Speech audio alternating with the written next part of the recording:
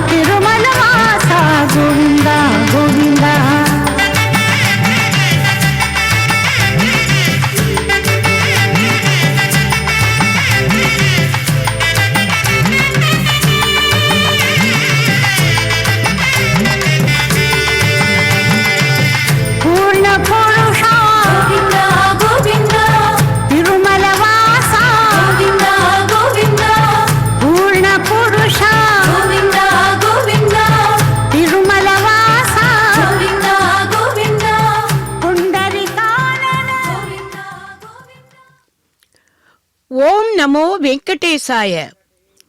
ஸ்ரீ லக்ஷ்மி பத்மாவதி சமேத ஸ்ரீ கல்யாண வெங்கடேஸ்வர சுவாமி பரபிரம்மனே நமக. வேத வேதாந்த வேத்யாய மேக சியாமள மூர்த்தையே பும்சாம் மோகன ரூபாய புண்ணிய ஸ்லோகாய மங்களம். எம்பெருமானின் இந்த மோகன ரூபத்துக்கு மங்களம் பாடிக்கொண்டு எனது இன்றைய வர்ணனையை ஆரம்பிக்கிறேன். இன்றைய வர்ணனையை செய்வது திருமதி டி.கே. லக்ஷ்மி கிருஷ்ண சுவாமி. பக்தர்களே, அகிலாண்ட கோடி பிரம்மாண்ட நாயகனான திருவேங்கடத்து எம்பெருமானின் பிரதிபிம்பமான ஸ்ரீ கல்யாண வெங்கடேஸ்வர பெருமாளின் வருடாந்திர பிரம்மோற்சவத்தில் 5ஆம் நாளான இன்று காலை எம்பெருமான் மோகினி அலங்காரத்தில், அதாவது நாச்சியார் திருக்கோலத்தில் பல்லக்கில் பவனி வந்து நம்மை எல்லாம் கடாட்சிக்க உள்ளார். அந்த எம்பெருமானைத்தான் இதோ இப்போது நாம் சேவித்துக் கொண்டிருக்கிறோம். பக்தர்களே, இந்த அவதார விசேஷம் மிக அழகாக கூறப்பட்டிருக்கிறது ஸ்ரீமத் பாகவதத்தில். திருமலையில் ஆகட்டும், சீனிவாச பங்காபுரத்தில் ஆகட்டும், எம்பெருமான் நாச்சியார் கோலத்தில் பவனி வரும்போது கூடவே ஸ்ரீ கிருஷ்ணசுவாமியும் பவனி வருவது வழக்கம், சம்பிரதாயம். இந்த துவாபர யுக கண்ணன் தானே கலியுகத்தில் திருவேங்கடத்து எம்பெருமான். ஆகவே இருவரும் ஒன்றாக உலா வருவது எத்தனை புண்ணியம்!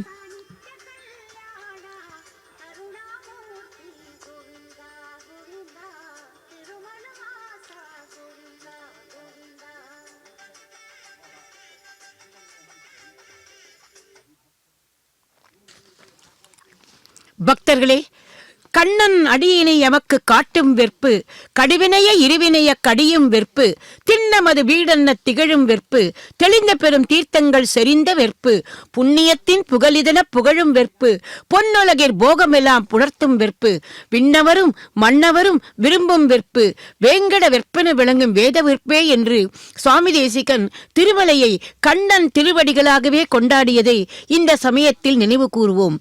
இந்த புவனமே மாயைக்கு கட்டுப்பட்டது. ஆகவேதான் மாமாயனான எம்பெருமான் இந்த மோகினி அவதாரத்தில் நம்மை எல்லாம் இப்போது பக்தி என்கிற கயிற்றால் கட்டி போட இதோ இப்போது பவனி வர இருக்கிறார். எம்பெருமான் சூத்திரதாரி. நம்மை கட்டும் கயிறு அவரிடம் உள்ளது. நாம் இந்த உலக மாயையிலிருந்து விடுபட அந்த மாயனே இந்த மோகனமயமான திருக்கோலத்தில் மாட வீதிகளில் பவனி வந்து தனது கருடா கடாட்சத்தால் நம்மை எல்லாம் அவரிடம் இரும்பை காந்தம் இழுப்பது போல இழுக்கிறார்.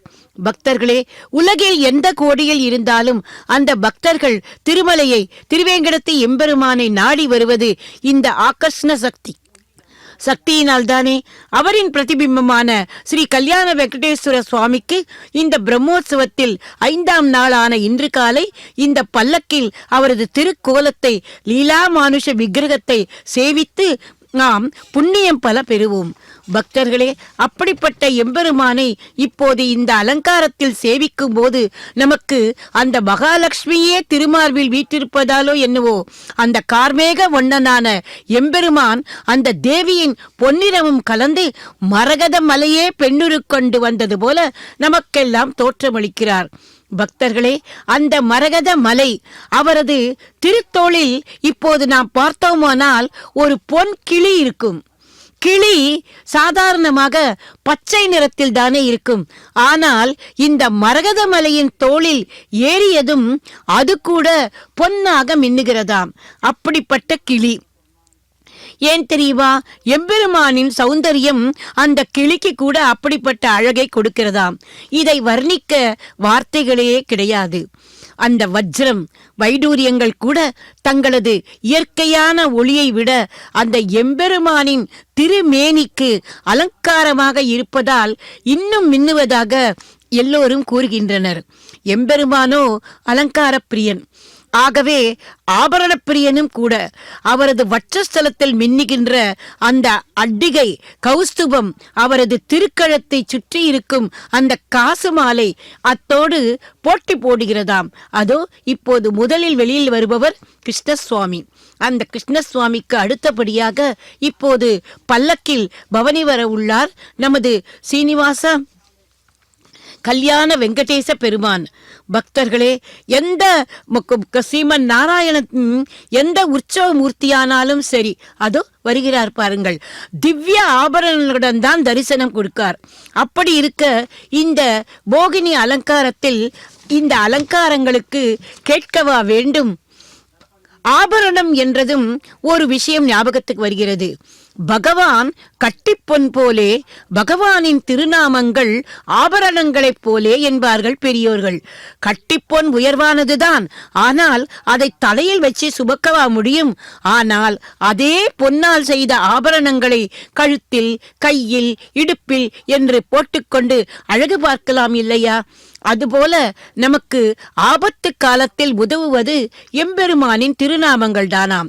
அன்று கௌரவ சபையில் திரௌபதி கதறிய போது, ஹே கிருஷ்ணா பாகிமாம் என்று உடனே அவளது சேலை வளர்ந்து அவளது மானம் காக்கப்பட்டது.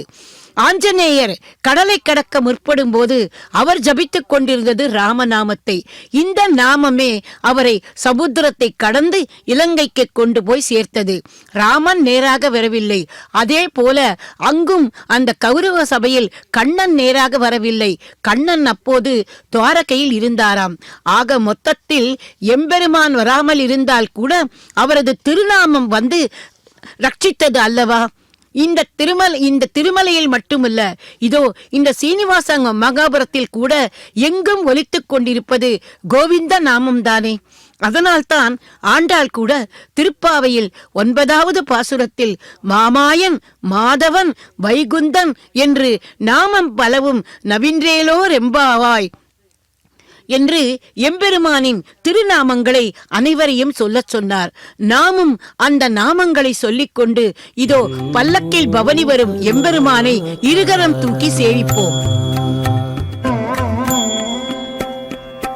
జగన్మోహనాకార చతురుడవు పురుషోత్తముడవు జగన్మోహనాకార చతురుడవు పురుషోత్తముడవు జగటు నా సోదంగు ఇది నీ వేలితో వెగటు నా సోదంబు ఇది నీ వేలితో నా వెలితో జగన్మోహనాకార చతురుడవు పురుషోత్తముడవు వెగటు నా సోదంబు ఇది నీ వేలితో నా వెలితో జగన్మోహనాకార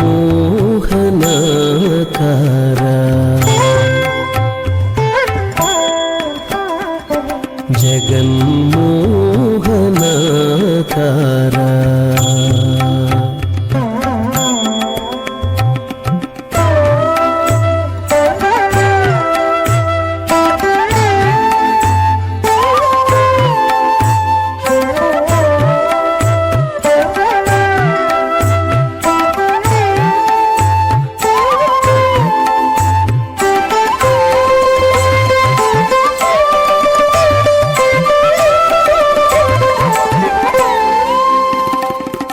ఎన్ని మారులు సేవించిన కన్నులు తనియవు విన్న నీ కథామృతమున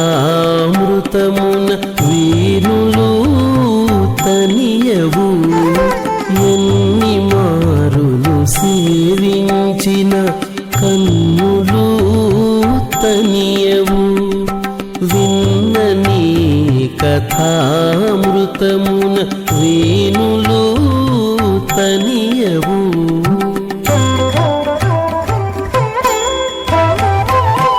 సన్నిధిని మిమ్మును తీయించి సరుసజువయు తనియదు సన్నిధిని మిమ్మును తీయించి సరుసజువయు తనియదు విన్న కన్నది కాదు ఇది నా వేలితో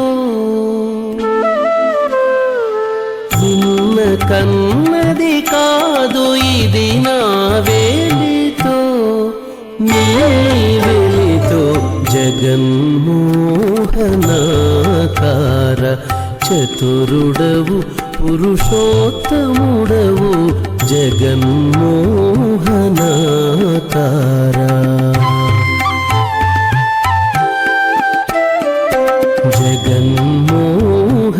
జగన్మోహనాకార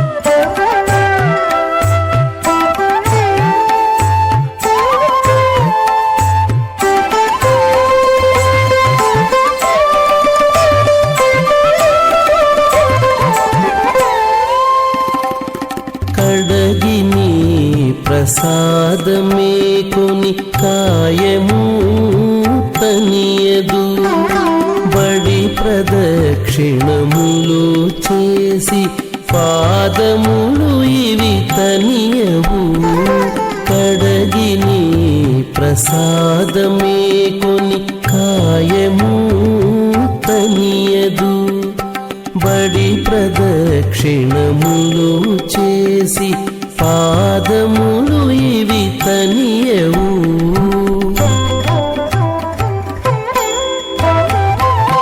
ముడివి సాష్టాంగంబు చేసి నుదురును తనియదు ముడివి సాష్టాంగంబు చేసి నుదురును తనియదు వెడగుదనమిది కలిగెనిది నా వేలితో వెడగుదనమిది కలిగెనిది నా వేలితో నీ వెలితో జగన్మోహనాకార చతురుడవు పురుషోత్తముడవు జగన్మోహనాకార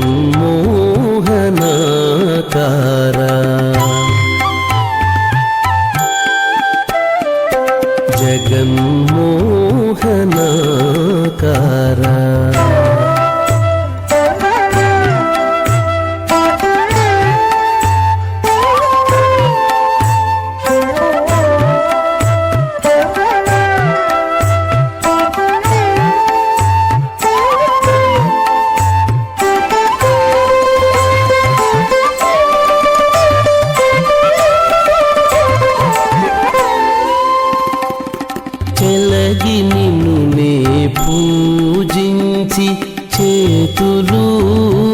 తనియవు చెలువు సింగారంబు తలచి చిత్తము తనియదు చెలగి నిను నే పూజించి చేతులు తనియవు చెలువు సింగారంబు తలచి చిత్తము తనియదు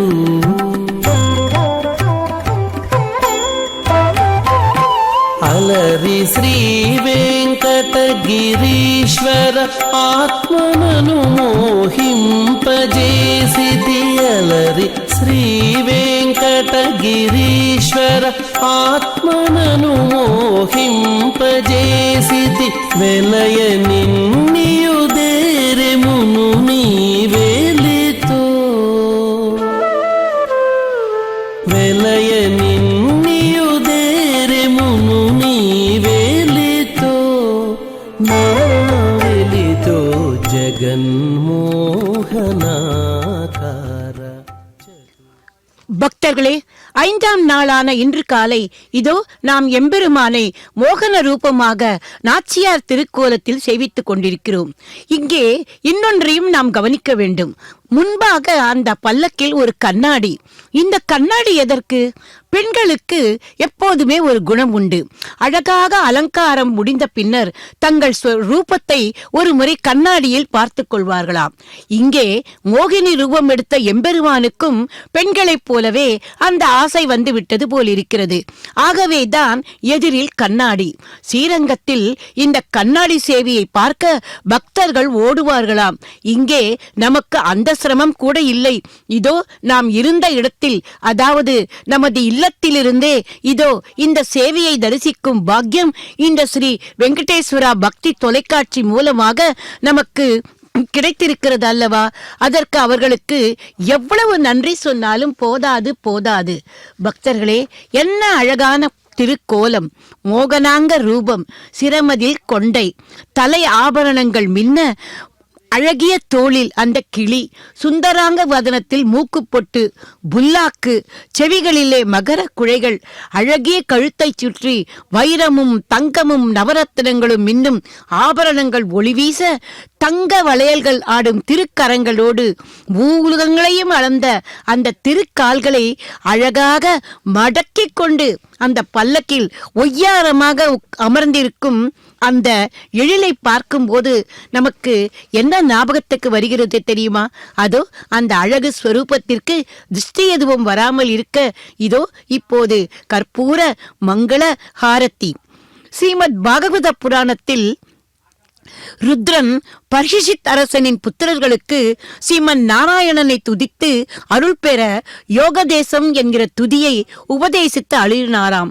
அதில் அவர் வர்ணித்திருப்பதை பாருங்கள்.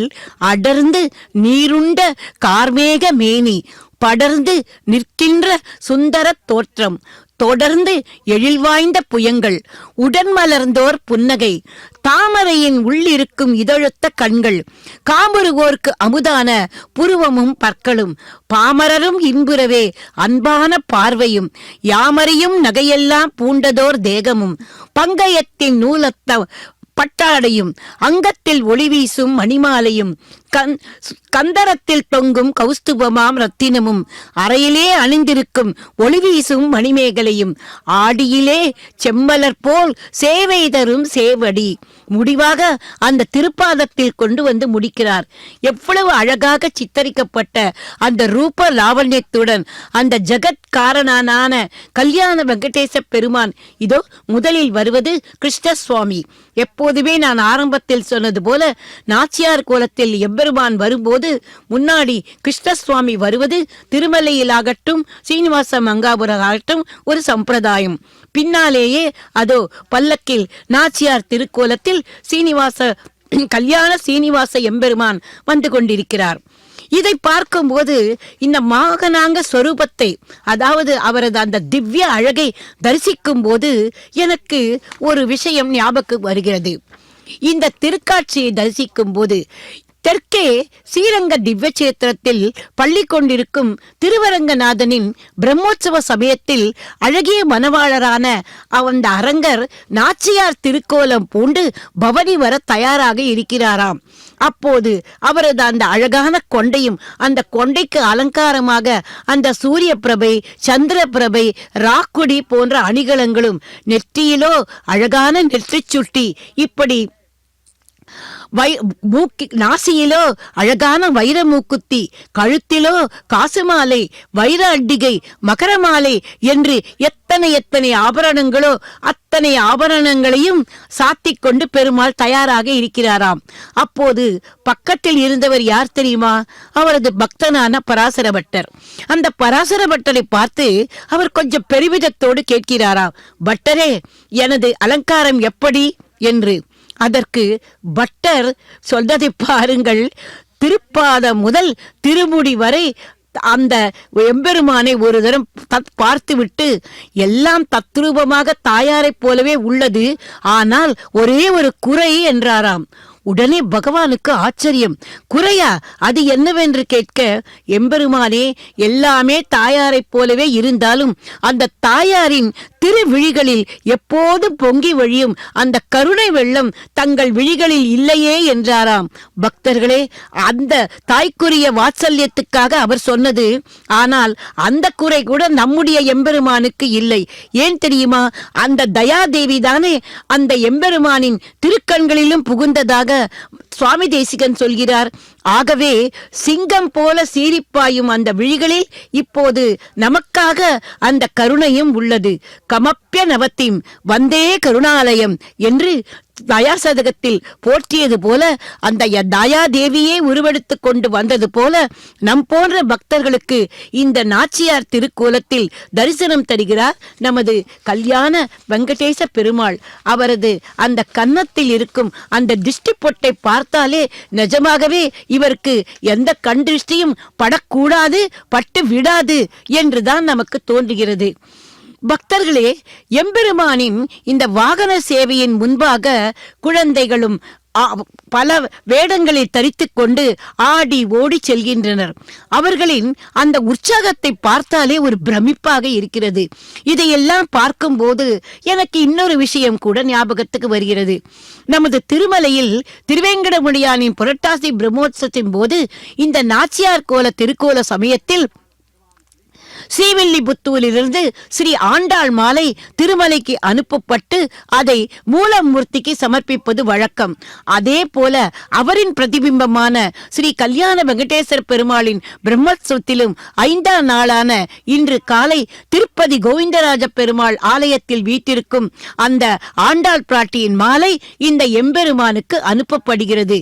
எத்தனை ஒற்றுமை பாருங்கள். ஆகவேதான் கருணையிலும் வாட்சத்திலும் பக்தர்களுக்கு அருள் புரிய வேண்டும் என்ற அந்த எண்ணமும் இந்த 2 பெருமான்களுக்கும் ஒன்றாக இருக்கிறது. ஆகவேதான் இந்த புஷ்ப பல்லக்கில் நாச்சியார் திருக்கோலத்தில் பவனி வரும் அந்த எம்பெருமானை பார்க்கும்போது நமக்கு திருமலையானே பவனி வருவதைப் போல தோன்றுகிறது அல்லவா? அதுதான் நல்ல விசேஷம். லீலா வினோதனான அந்த ஸ்ரீ கிருஷ்ணனும் அருகிலே மெல்ல மெல்ல வர அதோ முன்னாடி வந்து கொண்டிருக்கிறார் நமது கல்யாண வெங்கடேஸ்வர சுவாமி.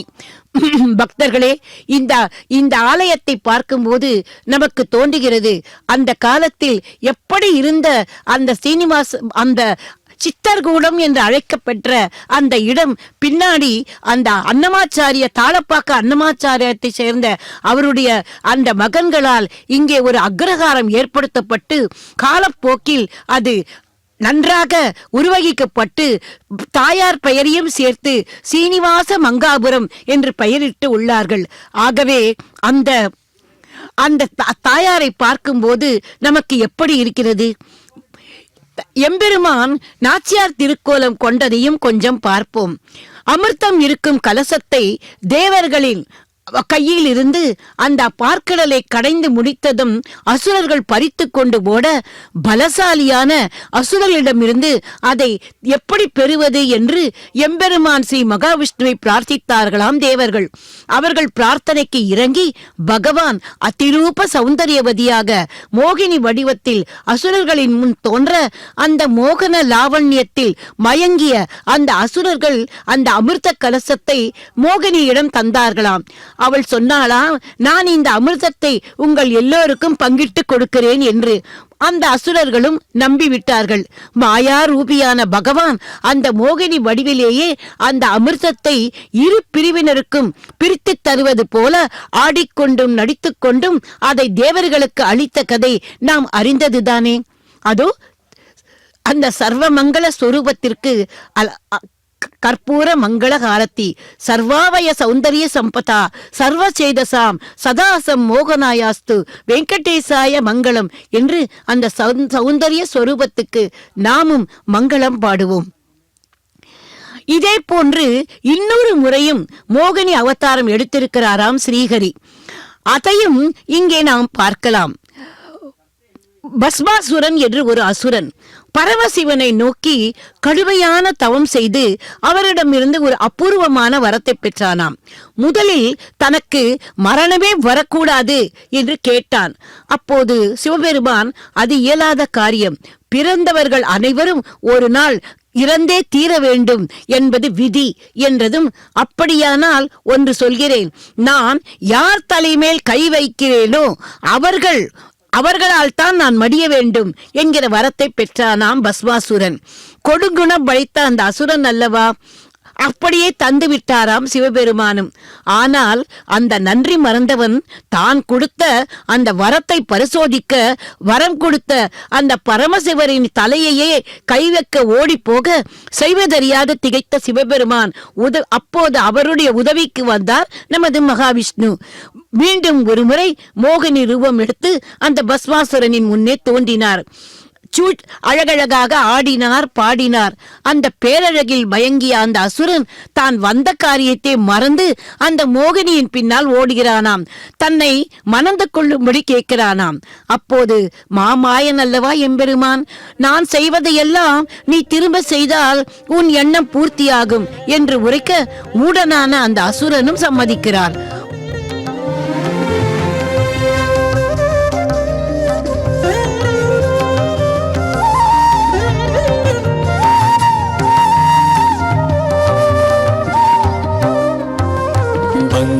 పల్లకిపై మధుమంగళ దీపం బంగారు పల్లకిపై మధుమంగళ దీపం అపురూపం హరి జగన్మోహిని రూపం బంగారు పల్లకిపై మధుమంగళ దీపం అపురూపం హరి జగన్మోహిని రూపం బంగారు పల్లకిపై మధుమంగళ దీపం.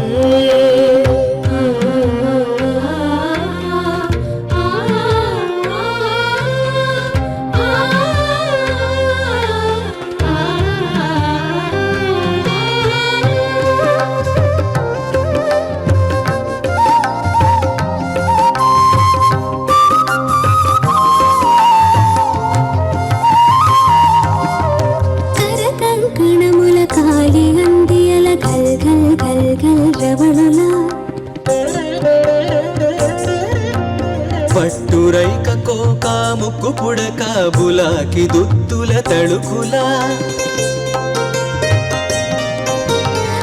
కంకణముల కాలి గందియల గల్ గల్ గల్ గల్ రవళుల పట్టురైక కోక ముక్కు పుడక బులాకి దుత్తుల తళుకుల కుప్పల కుప్పల వయ్యారి భామల కొప్పువాల్ జడల సుబహుల ఒప్పుల కుప్పల వయ్యారి భామల కొప్పువాల్ జడల సుబహుల పరువాల పసిడి అలంకారముల పసిజాడదనము జల్వర మంగళ వాద్యములు మానోగర శ్రీమద్ పరాంగు సమరణ కరుణత కరుణిత వెంగామ కడంగుడు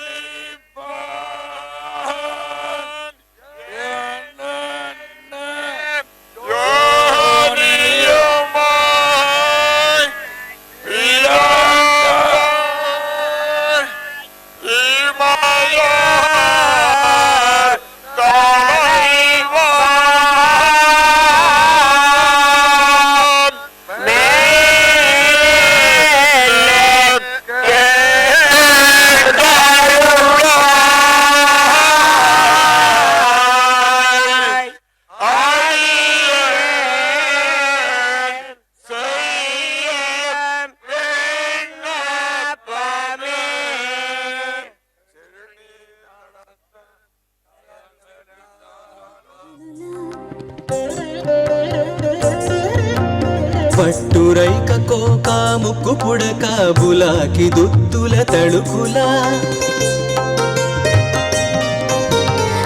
కంకణముల కాలిగందియల గల్ గల్ గల్ గల్ రవళులా పట్టురైక కోక ముక్కు పుడక బులాకి దుత్తుల తడుకులా ఒప్పుల కుప్పల వయ్యారి భామల కొప్పువా జడల సొబగులా ఒప్పుల కుప్పల వయ్యారి భామల కొప్పువా జడల సొబగులా పరువాల పసిడి అలంకారముల పసిజాడతనము జాలరా మంగళవాద్యములు మార్మోగగా వివిధ కళారూపములు విరియగా నాలుగు మాడ వీధుల్లోన నవరసాలు నాట్యమాడగా బంగారు పల్లకిపై మధుమంగళ దీపం అపురూపం హరి జగన్మోహిని రూపం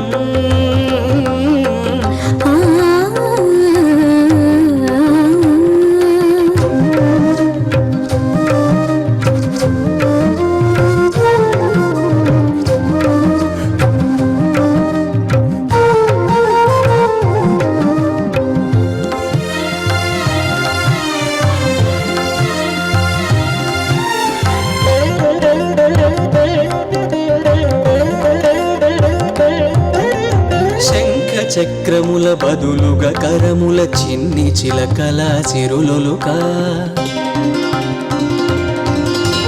కనక కుంభ భంగిమాలావణ్య కళాతరంగములు పొంగ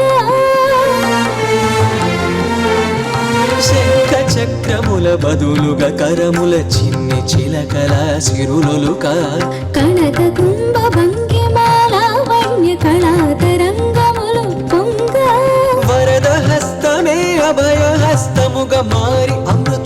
కురియంగా వరద హస్తమే అభయ హస్తముగా మారి అమృత కృప కురియంగా బ్రహ్మాండ భాండముల బల సొగసుల భాగ్య రేఖలే విరియంగా ఎల్ల లోకముల నుండి వచ్చిన ఎల్లరు భక్తులు మెచ్చిన ఈడు కొండల గుండెలు నిండగా ఎనలేని భక్తి పండగ బంగారు పల్లకిపై మధుమంగళ దీపం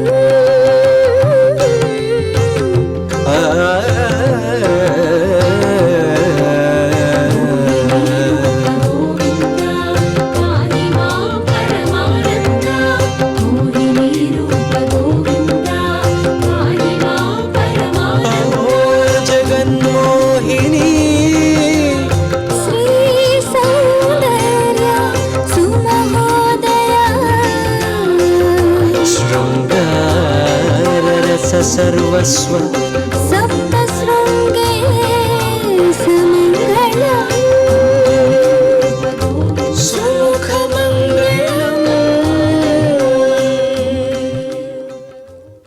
பக்தர்களே, எம்பெருமானின் மோகன ரூபத்துக்கு எத்தனை அழகாக மங்களம் பாடினார்கள் பாருங்கள்.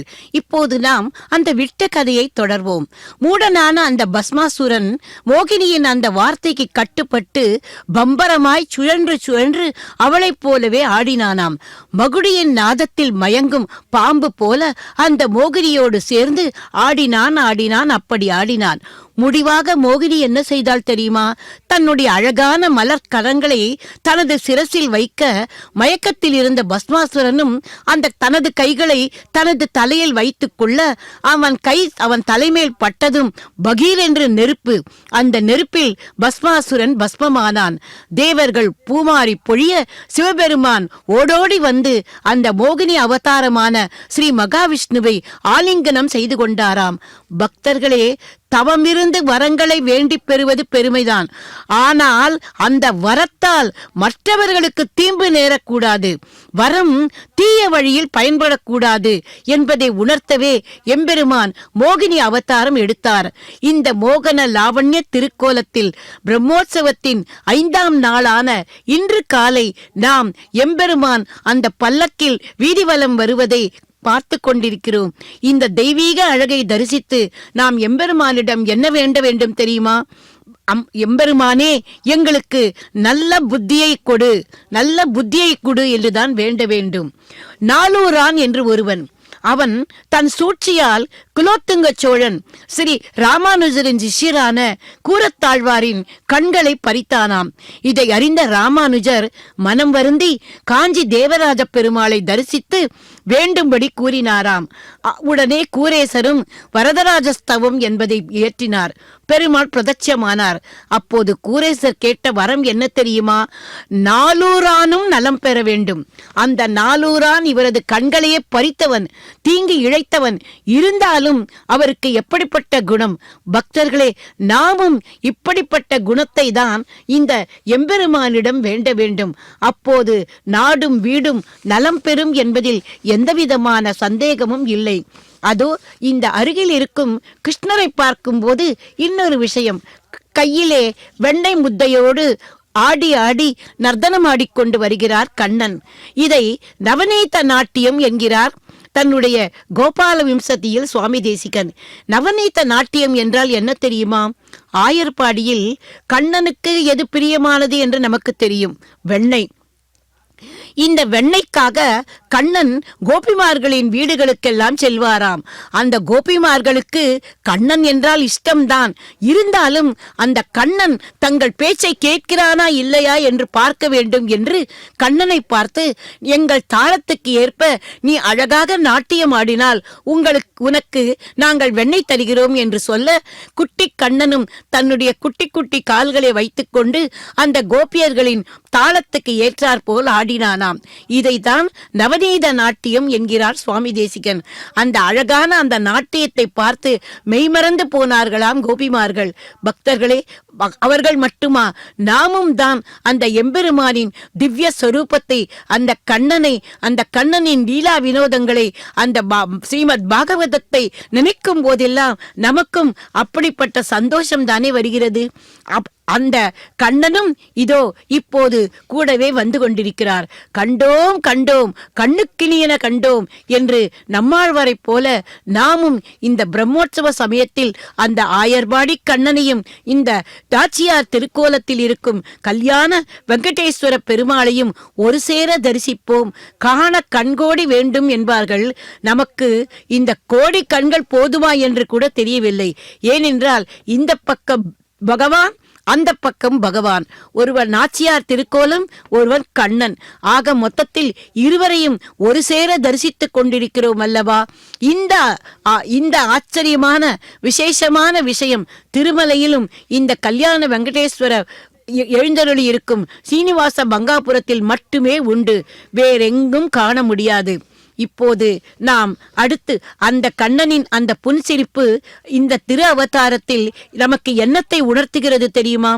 அமலநாதிபிரான் அடியார்க்கு என்னை ஆட்படுத்த விமலன் விண்ணவர்கோன் விரையார்பொழில் வேங்கடவன் நிமலன் நின்மலன் நீதிவானவன் நீள்மதில் அரங்கத்தெம்மான் திருக்கமல பாதம் வந்து என் கண்ணினுள்ளே ஒக்கின்றதே என்று எம்பெருமானை பாதாதி கேசம் வர்ணித்த அந்த திருப்பானாழ்வார் அந்த பெருமானின் திருமேனியில் மின்னிக் கொண்டிருக்கும் அந்த வைர வைடூர்களுக்கு இயற்கையாவே இத்தனை ஒளியா, அல்லது நமது எம்பெருமானின் திருமேனியை அலங்கரித்துக் கொண்டிருப்பதால் இதுவா என்று கூட நமக்கு எண்ண தோன்றுகிறது. இந்த சமயத்தில் இன்னொரு விஷயம் கூட நினைவுக்கு வந்துவிட்டது. ஒரு சமயம் தேவலோகத்திலிருந்து ஒரு பாரிஜாத புஷ்பத்தை கொண்டு வந்த நாரத மகரிஷி ஸ்ரீ கிருஷ்ண பகவானிடம் கொடுக்க அதை அவர் அப்போது தன் பக்கத்தில் இருந்த பட்ட மகிழ்ச்சியான ருக்மணி தேவிக்கு அளித்தாராம்.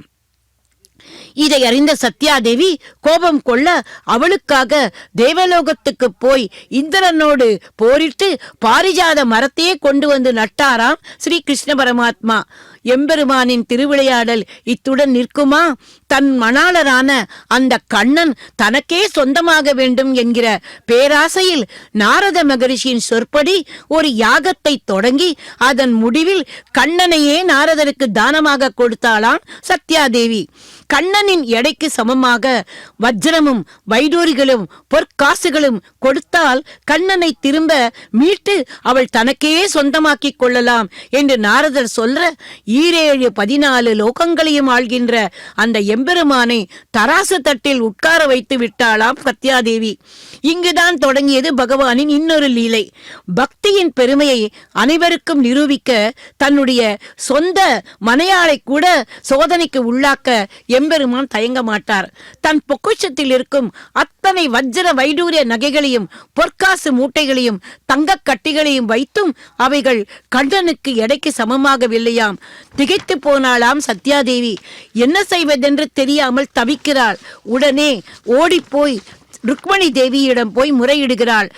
இந்த விஷயத்தை சொல்லி உடனே ருக்மணி தேவி வந்து ஒன்றும் பண்ணவில்லை. பக்தியோடு தன்னுடைய ஒரு துளசி தளத்தை எடுத்துக்கொண்டு வந்து அந்த தராசு தட்டில் வைத்தாளாம்.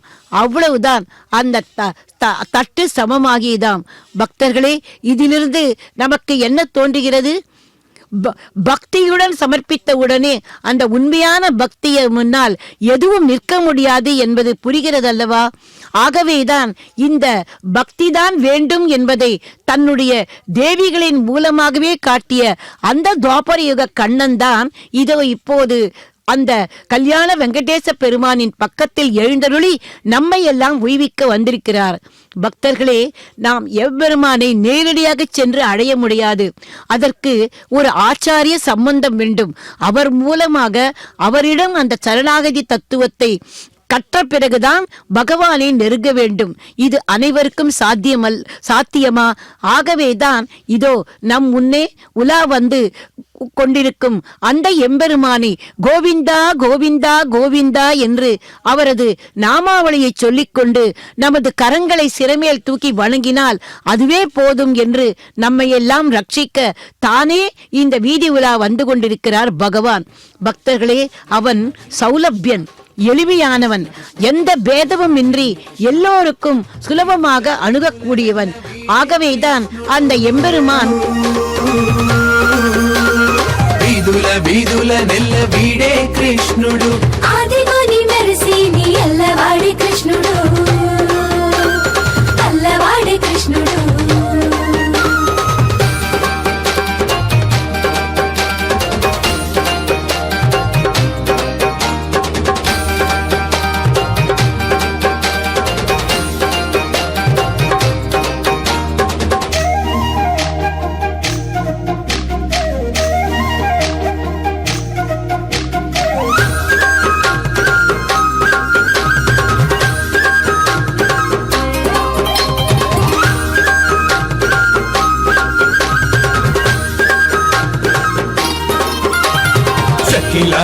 నురుగులు జల జలరాలగాను ఉక్కు మీరి కొట్టి కృష్ణుడుట్లెల్లాను చెక్కిలాలు నురుగులు జల జలరాలగాను ఉక్కు మీరి కొట్టి కృష్ణుట్లెల్లాను పక్కన గోపికలెల్లా పట్టగా వారి పాదాలు తొక్కి పెండ్లాడ జూచి దొమ్మి కాడు కృష్ణుడు దుమ్మివాడు కృష్ణుడు వీధుల వీధుల నెల్ల వీడే కృష్ణుడు ఆదిగోని మెరసి నీ అల్లవాడి కృష్ణుడు అల్లవాడి కృష్ణుడు కృష్ణ గోపాల కృష్ణ కృష్ణ కావేటి కృష్ణ కృష్ణ కాళింగి కృష్ణ కృష్ణ కృష్ణ కృష్ణ కృష్ణ గోవింద కృష్ణ కృష్ణ తారంగ కృష్ణ కృష్ణ శ్రీరంగ కృష్ణ కృష్ణ కృష్ణ కృష్ణ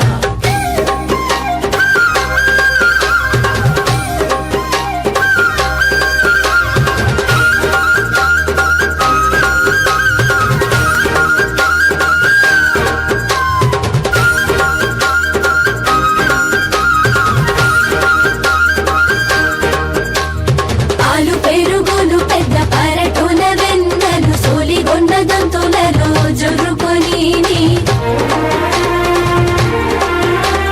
పాలు పెరుగులు పెద్ద పరటుల వెన్నెలు సోలిగొండ దొంతులలో చుర్రుకొని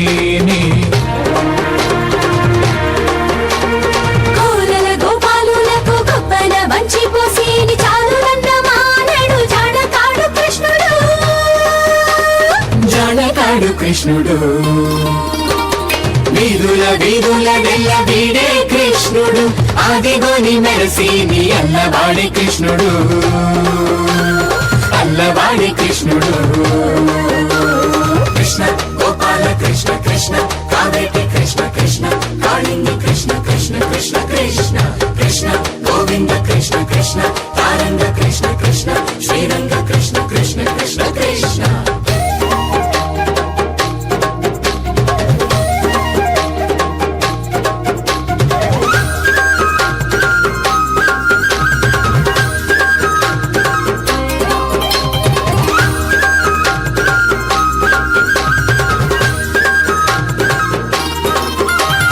చారపప్పు తేనెలు శనగలు చెరకులు ఆరగించి గోపాలులతో నట్టుగలెక్కి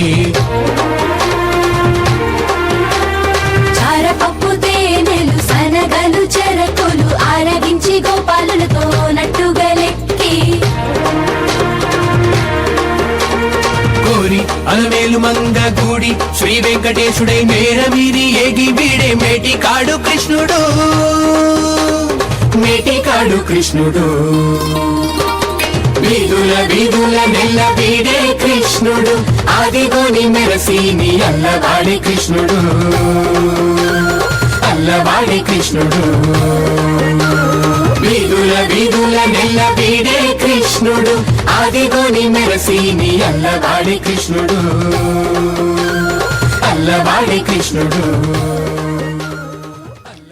பக்தர்களே, அது அந்த கிருஷ்ணனின் அழகை பாருங்கள். அந்த கண்ணனை பற்றி தானே இப்போது நாம் பேசிக்கொண்டிருந்தோம். திருத்தந்த விருத்தத்தில் ஒரு பாசுரம், ஆனை காத்து ஓர் ஆனை கொன்று அதன்றி ஆயர் பிள்ளையாய் ஆனை மேய்த்தி ஆனையுண்டு அன்று குன்றம் ஒன்றினாய் ஆனை காத்து மையரின் கண் மாதரர் திறத்து முன் ஆனை என்று சென்றடர்த்த பாயம் என்ன மாயமே. பக்தர்களே, எப்படிப்பட்ட சொல்லலங்காரம் பாருங்கள். ஆனை ஆனை ஆனை என்று 4 வரிகளிலும் வந்தாலும் ஒவ்வொன்றுக்கும் வேறு வேறு அர்த்தங்கள் உண்டு. வியாக்கியானம் செய்தவர்கள் சொல்கிறார்கள், பரந்தாமா, நீ ஆதி மூலமே என்று அழைத்த யானையை முதலியின் பிடியிலிருந்து காத்தருளினாய். உன்னை கொள்ளை கம்சன் ஏவிய அந்த குவலாய பீடம் என்கிற யானையை அழித்தாய். அதுதான் ஆனை காத்து ஓர் ஆனை கொன்று. அதன் பின்று ஆயர்குல பிள்ளையாய் ஆனை மேய்த்தி மீன் ஆனிரை, அதாவது பசுக்களை மேய்த்தாய். தேவேந்திரன் கொடுத்த அந்த பேய் மழையிலிருந்து கோவர்தன மலையை குடையாய் பிடித்து அந்த பசுக்களை காப்பாற்றினாய். அதுதான் குன்றம் ஒன்றினால் ஆனை காத்து, அதன் பின் மையரிக்கண் மாதலால் திறத்து என்று இன்னொரு வரி நினைவருகிறது. அதாவது பகவான் தனக்கு அந்த தன்னிடம் கிடைக்கும் அந்த தயிர், வெண்ணெய் முதலானவற்றை அமுது செய்யும் போது தன்னுடைய தான் மட்டும் உண்பதில்லை, தன்னுடைய கூட வரும் அந்த சகோதரர்களைப் போல இருக்கும் அந்த ஆயர்குல பிள்ளைகளுக்கும் அளிக்கிறாராம். அடுத்து அது மட்டுமல்ல, மை தீட்டிய விழிகளை உடைய நப்பின்னையை மணப்பதற்கு அந்த நப்பின்னையின் தகப்பனான கும்பன் ஒரு போட்டி வைக்கிறான். 7 முரட்டு காளைகளை அடக்கினால் என்ன, உன் நப்பின்னையை உனக்கு மனப்படுத்தி தருவேன் என்று. அந்த மாயையை என்ன சொல்ல, அந்த ஆனை அன்று சென்றடர்த்த மாயம், அந்த 7 காளைகளையும் ஒரே சமயத்தில் அடக்கிய அந்த மாயன் என்ன மாயமே என்று பாடுகிறார் ஆழ்வார். பக்தர்களே, அந்த மாயன், அந்த கண்ணன், அந்த கோவிந்தன் தானே நமது எம்பெருமான். இதோ இப்போது அந்த கண்ணனுக்கு மங்களஹாரத்தியை சமர்ப்பிக்கிறார். மங்களம் வாசுதேவாய என்று அந்த மங்களம் பாடுவோம். வசுதேவ சுதம் தேவம் கம்ச சாணூர மர்தனம் தேவகி பரமானந்தம் கிருஷ்ணம் வந்தே ஜகத்குரும் என்று அந்த தேவகியின் மைந்தனாகவும் வசுதேவனின் குமாரனாகவும் பின்னால் அர்ஜுனனுக்கு கீதையை உபதேசித்து ஜகத்துக்கே குருவானமும் உள்ள அந்த கண்ணனை நான் சேவிக்கிறேன் என்கிறது அந்த ஸ்ரீ கிருஷ்ணாஷ்டகம். அந்த ஸ்லோகத்தை இப்போது நாம் இங்கே சமர்ப்பிப்போம். அடுத்தபடி இன்னொரு முக்கியமான விஷயத்தையும் இங்கே பேச வேண்டும். சனிக்கிழமைகளில் நமது சீனிவாச பெருமான், அது மலையாகட்டும், இங்கே கல்யாண வெங்கடேஸ்வரர் ஆகட்டும், கோவில்களில் கூட்டம் நிரம்பி வழியும். இதற்கான காரணம் என்ன என்பதை யோசித்து பார்த்தோமானால் பிரம்ம வைவர்த்த புராணத்தில் இது உள்ளது. சூரியனின் முதல் மனைவியான உஷைக்கு பிறந்தவர்கள் யமதர்மனும் யமுனாவும். அடுத்தபடி இன்னொரு மனைவியான அந்த சாயாதேவிக்கு பிறந்தவர் இந்த சனி பகவான். கண்ணன் பிறந்தவுடன் வசுதேவர் கண்ணனை கோகுலத்துக்கு கூடையில் வைத்து தூக்கிச் செல்லும் போது அவருக்கு வழிவிட்டால் யமுனா நதி. ஆகவே தேவர்கள் உள்பட அனைவரும் யமுனையை கங்கை விட புனிதமான நதி என்று கொண்டாட அந்த சனீஸ்வரனுக்கு மனசு வருந்து போதாம். அப்போது அவர் நாரதரிடம் யமுனைக்கு கிடைத்த அந்த பாக்கியம் எனக்கு மட்டும் ஏன் கிடைக்கவில்லை என்று கேட்க, நாரதர் சொல்கிறாராம், யமுனை கண்ணனுக்கு உதவி செய்தாள், நீயும் கண்ணனின் திருவுள்ளத்தை மகிழ்வித்தால் உன்னையும் எல்லோரும் கொண்டாடுவார்கள் என்று. அதற்கு நான் என்ன செய்ய வேண்டும் என்று சனீஸ்வரன் கேட்கிறார். நாரதர் அப்போது இந்த கதையை அவருக்கு கூறுகிறார். இரண்யகசிபுவின் சகோதரி ஹோலிகா, அவளுக்கு தீயால் சுடப்படாமல் இருக்கும் ஒரு வரம் உண்டு. அதனால் தன்னுடைய அந்த பிரகலாதனை ஹோலிகாவிடம் ஒப்படைத்தான் அந்த இரண்யன். அவள் பிரகலாதனோடு சேர்ந்து அந்த தீயில் இறங்க எம்பெருமான் அவளது பிடியிலிருந்து பிரகலாதனை காப்பாற்றி விட்டார். அந்த நாளைத்தான் வடநாட்டில் ஹோலி பண்டிகையாக கொண்டாடுகிறார்கள். அப்போது பகவான் அவள் பெண் என்பதால் அந்த ஹோலிகாவை கொல்லவில்லையாம். அவள் தன் சகோதரரை கொன்ற பெருமானை எப்படியாவது பழிவாங்க வேண்டும் என்று துடித்துக் கொண்டிருந்தாளாம். எம்பெருமான் கண்ணனாக அவதாரம் செய்திருப்பதை தெரிந்து கொண்டு கோகுலத்துக்கே வந்து விட்டாளாம். நாளை ஹோலி பண்டிகை, நீ அவளை எரித்து சாம்பலாக்கி விட்டால் கண்ணனின் அருளை பெறலாம் என்று நாரதர் சொன்னாராம். ஹோலி பண்டிகைக்காக கண்ணனும் அவரது தோழர்களும் கொள்ளிக்கட்டைகள் எல்லாம் அடுக்கி வைத்து அதை கொளுத்த தயாராக இருக்கும் போது ஹோலிகா அந்த கொட்டைகளுக்குள் போய் ஒளிந்து கொண்டாளாம். தீ மூட்டப்பட்டுடன் கண்ணனையும் அவளது தோழர்களையும் உள்ளே இழுத்து விடலாம் என்று ஒரு திட்டம். அவள் மேல் சனீஸ்வரன் தன் பார்வையை செலுத்தி விட்டார். அவ்வளவுதான். சனியின் பார்வை பட்டவுடன் ஹோலிகா தன் சக்தி அத்தனையும் இழக்க அவள் அப்படியே அந்த மூட்டப்பட்ட தீயில் எரிந்து சாம்பலானாளாம். இதை அறிந்த கண்ணன் அந்த சனீஸ்வரரின் தொண்டுக்கு வெச்சி, நீ இனி மங்களமானவன், ஆகவே நீ மங்கள வடிவமாக திகழ்வாய். இனி உன்னை யாரும் பழிக்க மாட்டார்கள். அது மட்டுமல்ல, மங்களமாக கருதப்படும் நிதி நட்சத்திரம் எதையும் உன்னுடைய கிழமை என்று பார்க்க வேண்டிய தேவையே இல்லை. கலியுகத்தில் நான் திருமலையில் சீனிவாச பெருமானாக அச்சாரூபியாக இருப்பேன். அப்போது சனிக்கிழமையில் என்னை வந்து தரிசிக்கும் அடியார்கள் வேண்டும் வரங்களை நான் அருளுவேன் என்று வாக்குறுதி கொடுத்தாராம். பக்தர்களே, அதிலும் சீனிவாச பெருமாள் அவதாரமானதும் ஒரு புரட்டாசி மாசம் சனிக்கிழமைதான், திருவோண நட்சத்திரத்தில். ஆகவேதான் சனிக்கிழமைகளில் திருமலையானுக்கு விசேஷமாக இருக்கிறது. அதே போல்தான் இந்த கல்யாண வெங்கடேஸ்வர சுவாமியின் திருக்கல்யாணத்திலும் சனிக்கிழமை என்று நாம் பார்த்திருக்கலாம். கல்யாண உற்சவம் எப்போதும் சனிக்கிழமைதான் நடைபெறும். அந்த சனிக்கிழமை என்று கல்யாண வெங்கடேஸ்வர சுவாமிக்கு கல்யாண உற்சவம் செய்து அப்போது யாரெல்லாம் வேண்டிக் கொள்கிறார்களோ அவர்களுக்கெல்லாம் சீக்கிரமாக கல்யாணம் நடக்கும் என்றும் ஒரு வரமும் அருளியுள்ளார். பக்தர்களே, அப்படிப்பட்ட எம்பெருமான் இப்போது மோகினி அவதாரத்தில் அழகாக சாந்தமே உருவாக நம் முன்னால் இதோ வீற்றிருக்கிறார். ஆகா, அந்த அழகு, அந்த கொண்டையில் இருக்கும் அந்த சூரிய சந்திர பிரபைகள் இதெல்லாம் பார்க்கும்போது நமக்கு புலகாங்கிதம் இருக்கிறது. 7 மலை இருக்க நமக்கெல்லாம் மனக்கவலை ஏன் என்று ஒரு பாட்டு.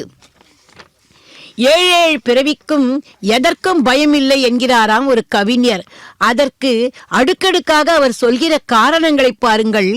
கால்வண்ணம் அகலிகைக்கு வாழ்வு தந்தது, கைவண்ணம் திரௌபதியின் மானம் காத்தது, மேனி வண்ணம் திருமகளின் மனதை கவர்ந்தது, அந்த மணிவண்ணனின் கருணை நம்மை எல்லாம் காத்து நிற்கும். ஒரு பிடி அவள் கொடுத்த குச்சேலன் உறவு கொண்டான், ஓரிடத்தில் ஓடத்தில் ஏற்றி வைத்த குகன் உடன்பிறப்பானான், தான் சுவைத்த பழங்களை தந்து தாயானால் சபரி. இதை இன்று தருவதற்கு எங்களிடம் ஒன்றுமில்லை, எங்களை ஒதுக்கி விடாதே மணிவண்ணா, உன் கருணை மழையை எங்களுக்கு தா. அந்த மழை கூட எப்படி வர வேண்டும் என்று ஆண்டாள் பிராட்டி முன்பே கூறியிருக்கிறாள்.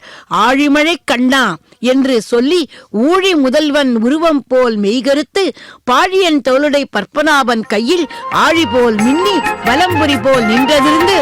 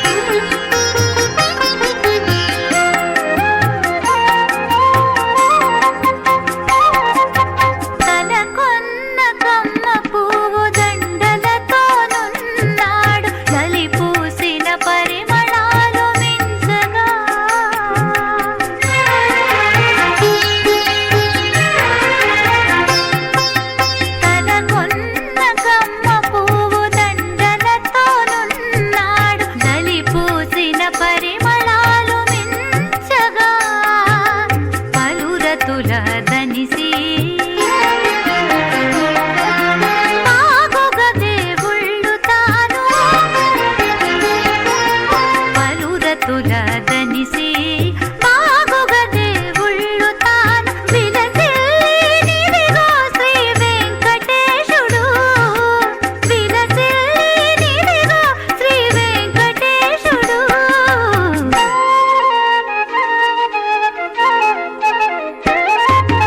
ముక్కరమ్మ చెలులాల మోహనాకారుడు వీడే వెక్కసపు చేతల శ్రీ వెంకటేశుడు ముక్కరమ్మ చెలులాల మోహనాకారుడు వీడే వెక్కసపు చేతల శ్రీ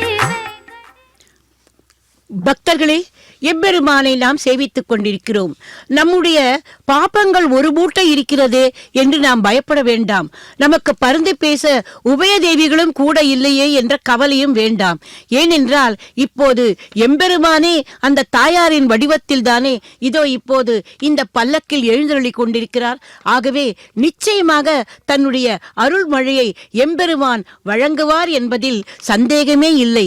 பற்றேல் ஒன்றுமிலேன், பாவமே செய்து பாவியானேன், மற்றேல் ஒன்றறியேன், மாயனே எங்கள் மாதவனே, கல்தேன் பாய்ந்தொழுகும் கமலச்சுனை வெங்கடவா, அற்றே வந்தடைந்தேன், அடியேனே ஆட்கொண்டருளே என்று அன்று திருமங்கையாழ்வார் வேண்டியது போல நாமும் அந்த எம்பெருமானை சேவித்து இதே வரத்தை நாம் கேட்கும். அதோ கற்பூர மங்கள ஹாரத்தி, வேண்டியவற்றையெல்லாம் நமக்கு எடுத்துக் கொடுக்க அந்த கோவிந்தன் இருக்கும்போது நமக்கு என்ன குறை? ஆண்டாளுக்கு எம்பெருமானின் 1000 நாமங்களில் பிடித்தமான நாமம் கோவிந்தன் தான். ஆயர்குல தலைவனான நந்தகோபனுக்கு குமாரனாக இளம் சிங்கமாக பிருந்தாவனத்தில் ஓடி ஆடிய அந்த கோவிந்தன் தானே இந்த கலியுகத்தில் திருமலையில் இருக்கும் திருவேங்கடமுடையான். அவரது பிரதிபிம்பம் தானே கல்யாண வெங்கடேஸ்வர சுவாமி. ஆகவே அந்த கோவிந்தனை இப்போது நாமும் இருகரம் கூப்பி சேவிப்போம். இதில் வேடிக்கை என்னவென்றால், அந்த கோவிந்தன் எப்போதும் அவருக்கு எத்தனை திருநாமங்கள் இருந்தால் கூட அவரை கோவிந்தா என்று அழைப்பதுதான் அவருக்கு பிடிக்குமாம். கோ என்றால் பசு, கோவிந்தன் என்றால் அந்த பசுக்களை மேய்ப்பவன். அப்படிப்பட்ட கோவிந்தனே ஒரு சேத்திரத்தில் ஆமருவி அப்பனாக இருக்கிறானாம். அதை பற்றியும் நாம் சுருக்கமாக பார்ப்போம். ஆ என்றால் பசு, மேய்ப்பவன் என்றால் ஆமருவி அப்பன் என்று பெயர். கோச்சகனாக எழுந்திருக்கும் அந்த திவ்யஸ்தலத்துக்கு பேர் என்ன தெரியுமா?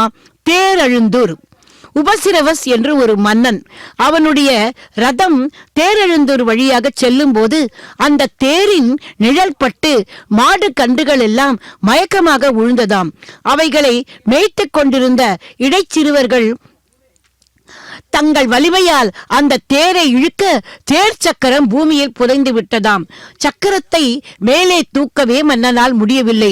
ஒரு ராஜாவுக்குரிய மமதையோடு அந்த இடைச்சிறுவனை அழைத்து, நீ இந்த தேரை தூக்குவாயா என்று கேட்டானாம்.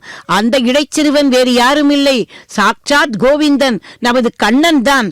மன்னனின் இந்த செல்வச் செருக்கை அடக்க நினைத்த கண்ணன் அறியாதவன் போல, இந்த தேரை வெளியில் எடுத்தால் எனக்கு நீ என்ன தருவாய் என்று கேட்டாராம்.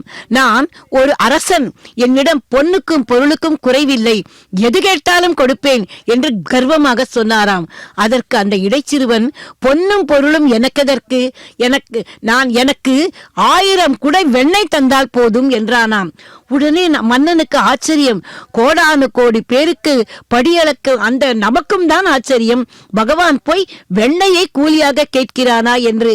பக்தர்களே, நமது திருமலையில் கூட திருவேங்கடமுடையானுக்கு தினமும் விஸ்வரூப சேவையின் போது வெண்ணெய் தானே சமர்ப்பிக்கிறார்கள்.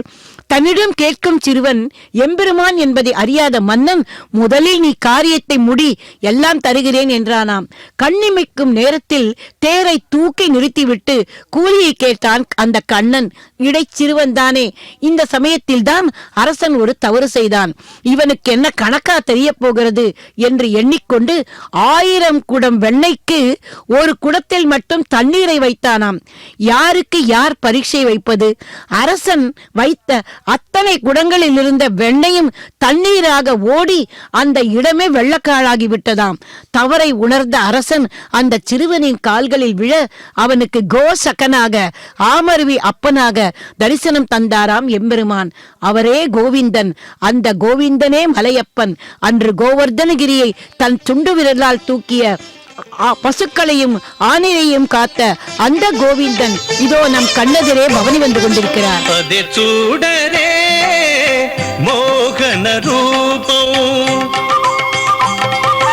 அதே சூடரே మోహన రూపం 10 కోట్లు గల భావజ రూపం 10 కోట్లు గల భావజ రూపం అది చూడరే మోహన రూపం.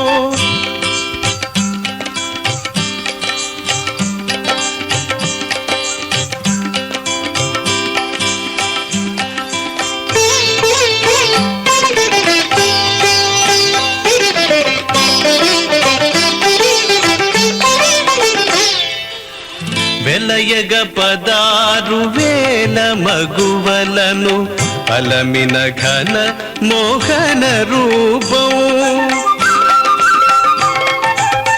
వెలయగ 16,000 మగువలను అలమిన ఘన మోహన రూపం. వలచిన నంద వ్రజముగొల్లెతల, వలచిన నంద వ్రజముగొల్లెతల కులుకు చూపులకు కురియగు రూపం. వలచిన నంద వ్రజముగొల్లెతల కులుకు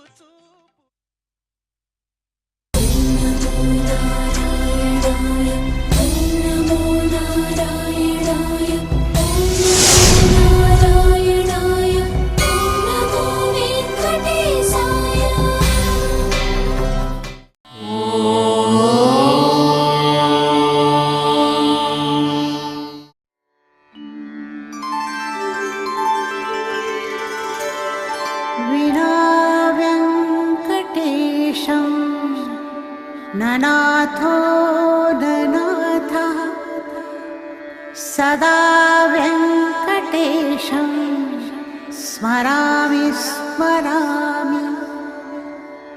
हरे वेङ्कटेश प्रसीद प्रसीद.